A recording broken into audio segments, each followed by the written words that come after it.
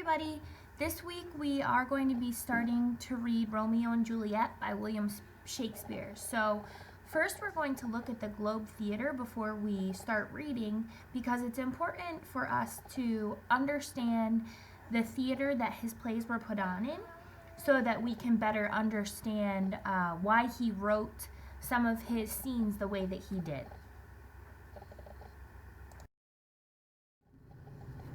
This is what it is thought the Globe would have looked like in 1599. Unfortunately, the original Globe burnt down. They did rebuild it, but then later when it was closed, it was torn down. So the picture that you're seeing is a version that does stand today in London, but it's not the original.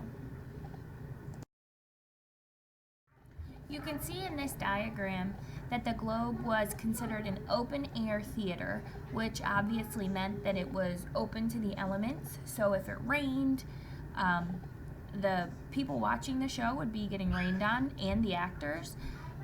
Also, time of day, daylight, nighttime would be something to consider when putting plays on.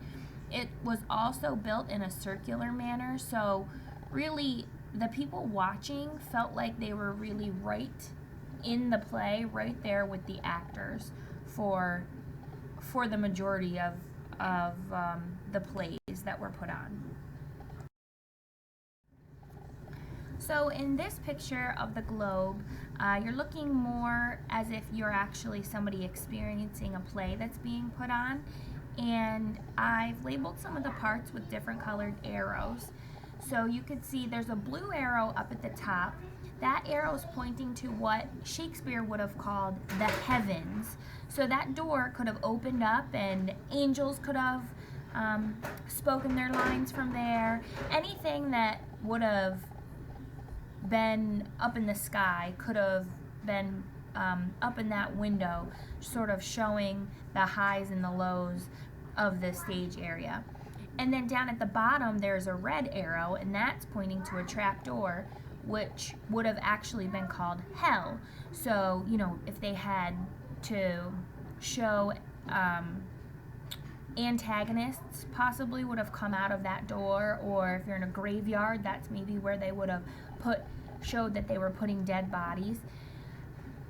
They didn't really use a lot of props, so these places on the stage were very important for the people watching to understand. The green arrow down at the bottom that's pointing to a lot of the people, that's actually pointing to the pit. This is an area where people would stand, so all of those people are standing, watching, so they are like eye level with the stage.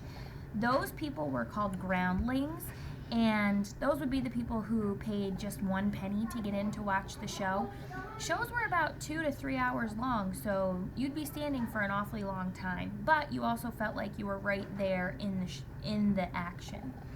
And then the purple arrow over on the right side, that's pointing to the balconies where people would be sitting to watch the show.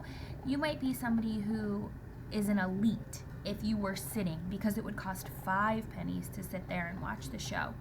So the queen may sit over on the balcony sides, but those were people who had more money than the groundlings standing in the middle. And then finally up at the top, I added a flag here to this globe because that was something that was really important to the theater. That's how they advertised what play was going to be put on. So you could see there's 3 different colors on the flag. If the flag was flying and it was black, that would represent that they were putting a tragedy on.